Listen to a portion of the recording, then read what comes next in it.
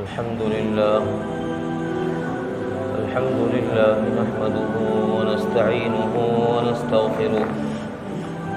ونؤمن به ونتوكل عليه ونعوذ بالله من شرور أنفسنا ومن سيئات أعمالنا من يهده الله فلا مضل له ومن يضلله فلا هادي له ونشهد أن لا إله إلا الله وحده لا شريك له ونشهد أن سيدنا وسندنا وحبيبنا وشفيعنا ومولانا محمدا عبده ورسوله أما بعد فأعوذ بالله من الشيطان الرجيم بسم الله الرحمن الرحيم لقد كان لكم في رسول الله أسوة حسنة لمن كان يرجو الله واليوم الآخر وذكر الله كثيرا قال النبي صلى الله عليه وسلم يا أبا سفيان جئتكم بكرامة الدنيا والآخرة أو كما قال عليه الصلاة والسلام.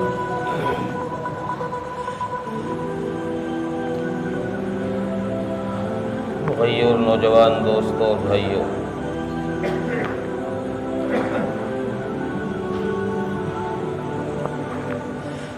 اللہ تبارک و تعالیٰ نے ہمارے لیے رسول اکرم صلی اللہ علیہ وسلم کو اسوہ بنایا، آپ کو ہمارے لیے نمونہ بنایا ہے کہ آپ کے نقش قدم پر چلا جائے تو کامیابی کی منزل پر انسان پہنچ پائے، اور اگر آپ کے نقش قدم سے ہٹ جائے تو کامیابی کی منزل سے انسان بھٹک جائے۔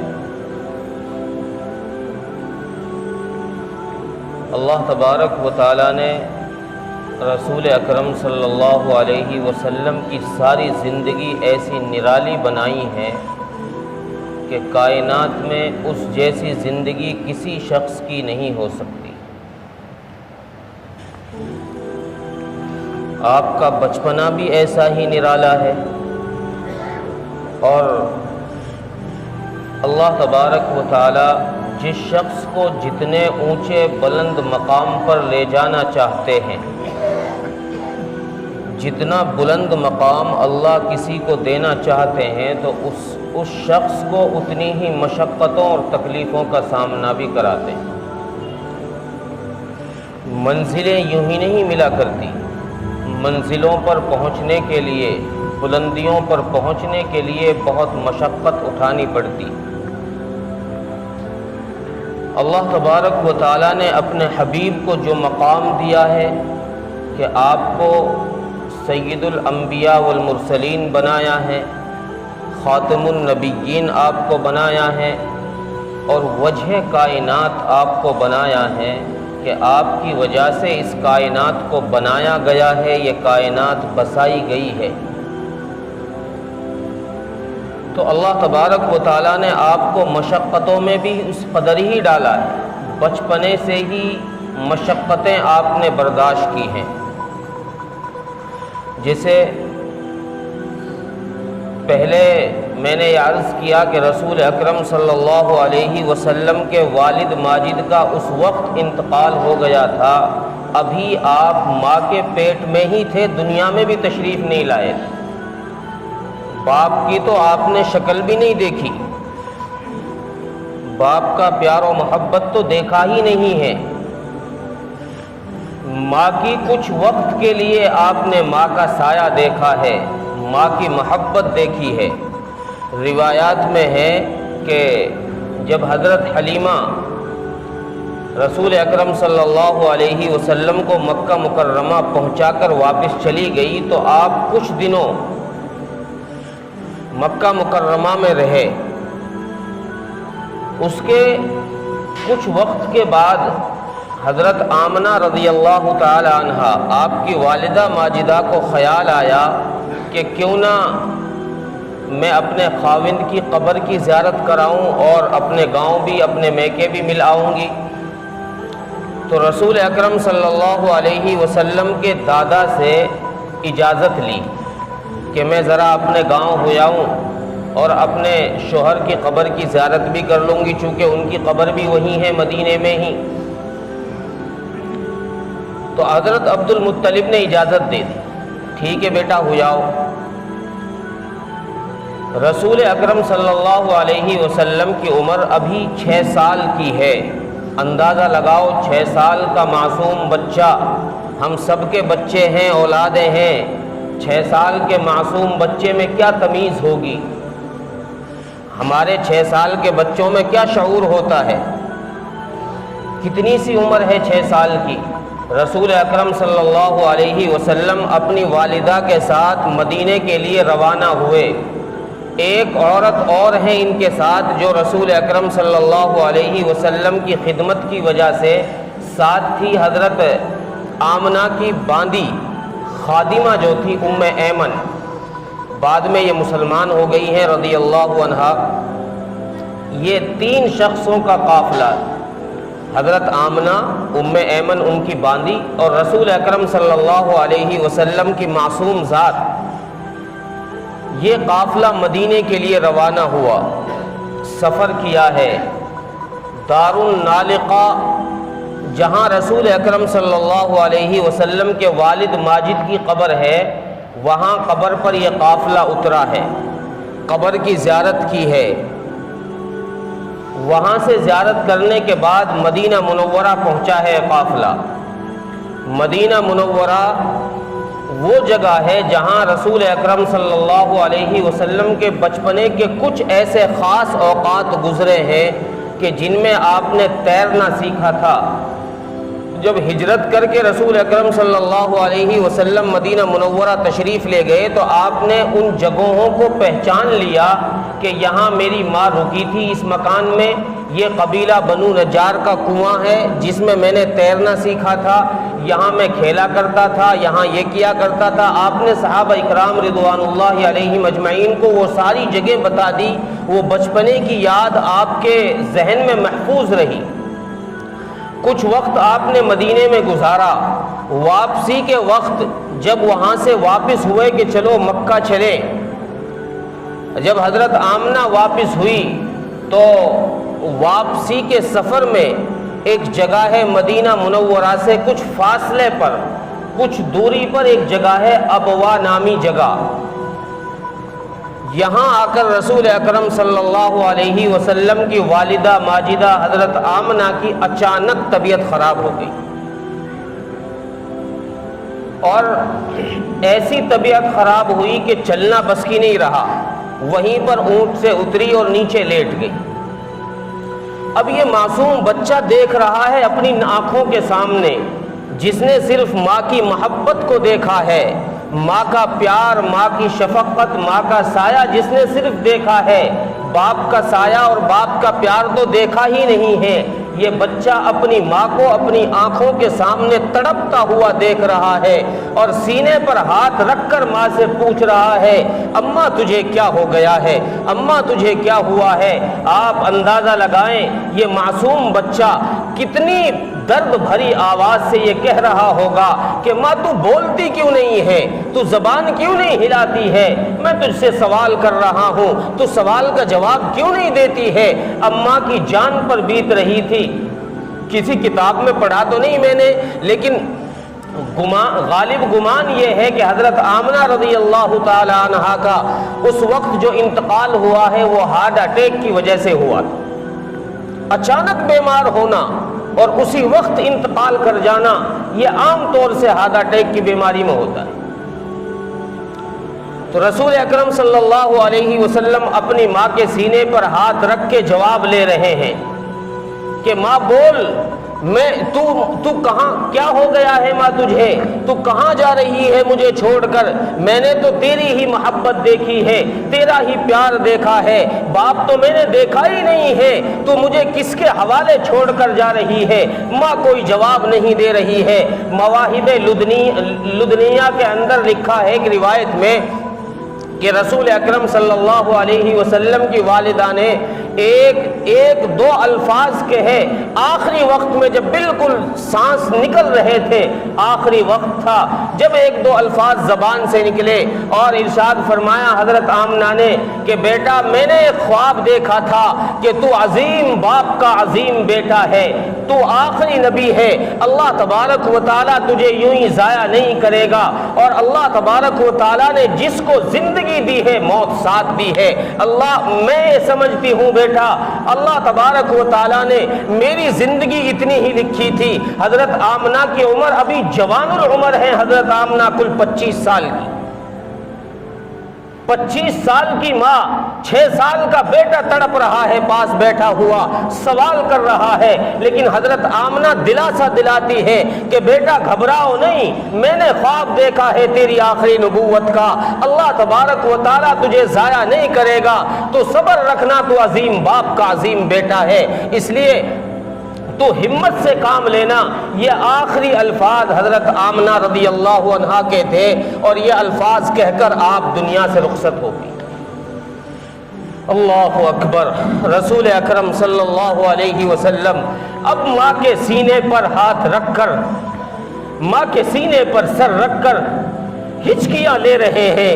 سبکیاں لے رہے ہیں، بل بلا رہے ہیں، تڑپ رہے ہیں، اور ماں سے سوال کر رہے ہیں۔ ماں کس کے حوالے کر کے جاتی ہے، کس کے سپرد کر کے جاتی ہے، کس کے حوالے مجھے چھوڑ کر جا رہی ہے، میرا اس دنیا میں کون ہے؟ باپ تو بہت پہلے جا چکا ہے، میں نے تیری محبت دیکھی ہے، اب میں کس کی محبت کے سائے میں جیوں گا، اب میں کس کو ماں کہہ کر پکاروں گا؟ رسول اکرم صلی اللہ علیہ وسلم نے یہ ہچکیاں لے لے کر اپنی ماں کے سینے پر سر رکھ کر ہچکیاں لی ہے، رونا شروع کیا ہے۔ اور پھر یہاں پر میں نے کسی کتاب میں نہیں پڑھا کہ ان پہاڑوں میں اس ابوا نامی جگہ میں حضرت آمنہ کی قبر کس نے کھودی ہوگی پتھروں میں۔ رسول اکرم صلی اللہ علیہ وسلم کی والدہ ماجدہ کو اس جگہ میں دفن کیا گیا۔ حضرت ام ایمن فرماتی ہیں کہ رسول اکرم صلی اللہ علیہ وسلم کی والدہ ماجدہ کی قبر جب ایکسار کر دی گئی، مٹی دے دی گئی، قبر پر پتھر ڈال دیے گئے، تو میں کیا دیکھتی ہوں کہ رسول اکرم صلی اللہ علیہ وسلم اپنی ماں کی قبر پر بل بلا رہے ہیں، رو رہے ہیں، ہچکیاں لے رہے ہیں، تڑپ رہے ہیں کہ ماں تو کہاں چلی گئی ہے، مجھے کس کے حوالے کر کے چلی گئی ہے؟ آپ رو رہے ہیں۔ حضرت ام ایمن نے رسول اکرم صلی اللہ علیہ وسلم کا ہاتھ پکڑا اور وہاں سے لے کر آئی اور سہارا دیا۔ آخر یہ تو باندھی تھی، یہ کہاں دلا سکتی تھی اس بچے کو؟ رسول اکرم صلی اللہ علیہ وسلم کا ہاتھ پکڑ کر اس پہاڑ سے اوپر سے نیچے لے کر آئی ہے۔ روایات میں ہے کہ رسول اکرم صلی اللہ علیہ وسلم نے حضرت ام ایمن سے اپنا ہاتھ چھڑایا، اپنا ہاتھ جھٹکا، اور ہاتھ جھٹک کر چھڑا کر فوراً دوڑ لگائی اور اوپر پہاڑ پر چلے گئے، اور پھر اپنی ماں کی قبر سے یوں چمٹ گئے۔ اللہ اکبر، کیا عالم ہوگا! فرشتے بھی رو رہے ہوں گے۔ وہ معصوم بچہ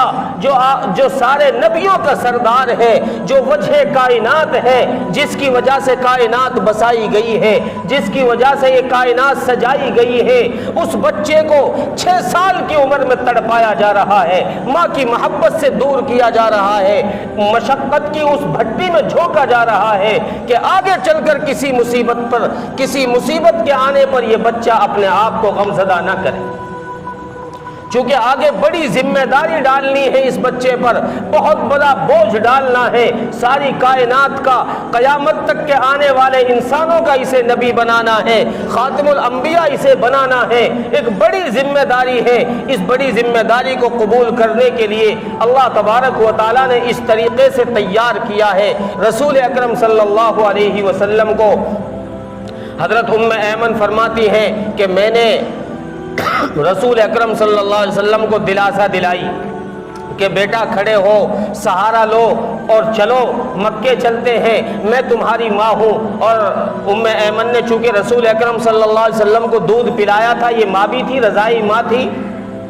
اور بعد میں رسول اکرم صلی اللہ علیہ وسلم نے ام ایمن کو ماں کہہ کر پکارا ہے کہ تو میری ماں ہے، تو میری ماں کی جگہ میں ہے، چونکہ تو نے مجھے دودھ پلایا ہے اس لیے تو میری ماں ہے۔ آپ ام ایمن کو ماں کہہ کر پکارا کرتے تھے۔ رسول اکرم صلی اللہ علیہ وسلم کو اوپر سے نیچے اتار کر لائی، اونٹ پر بٹھایا۔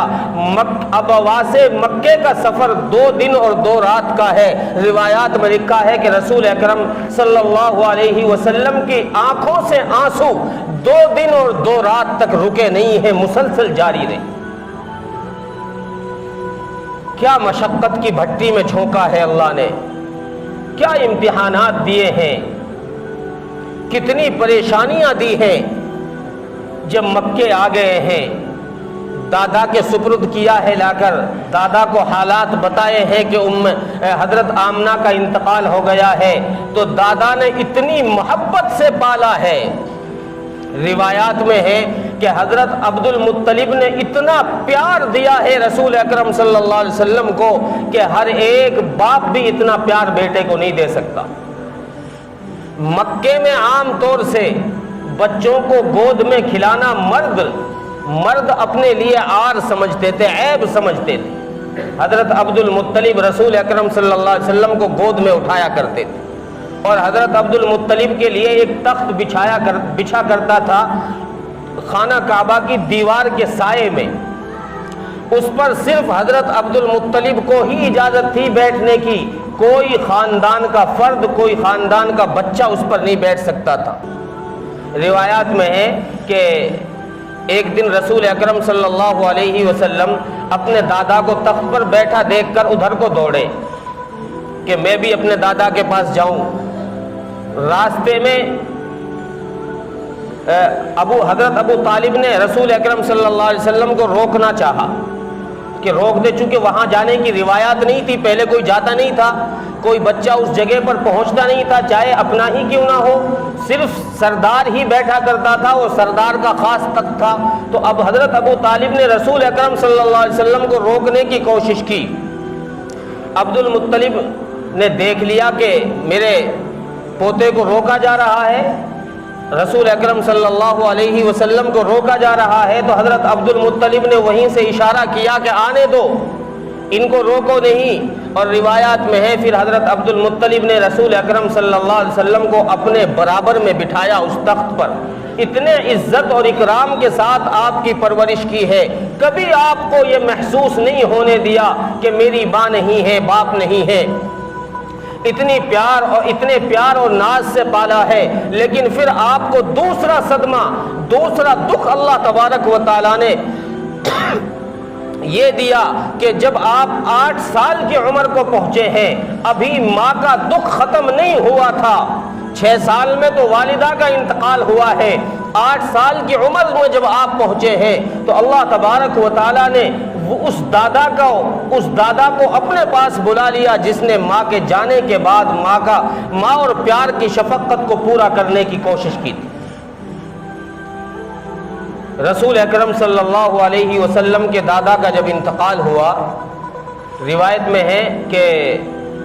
جب آپ کے دادا کے جنازے کو لے جانے لگے اٹھا کر کے، تو رسول اکرم صلی اللہ علیہ وسلم جنازے کے پیچھے چل رہے تھے اور آپ کی آنکھوں سے آنسو جاری ہو رہے، آپ کی آنکھوں سے آنسو جاری تھے۔ گویا دل میں یہ خیال آ رہا تھا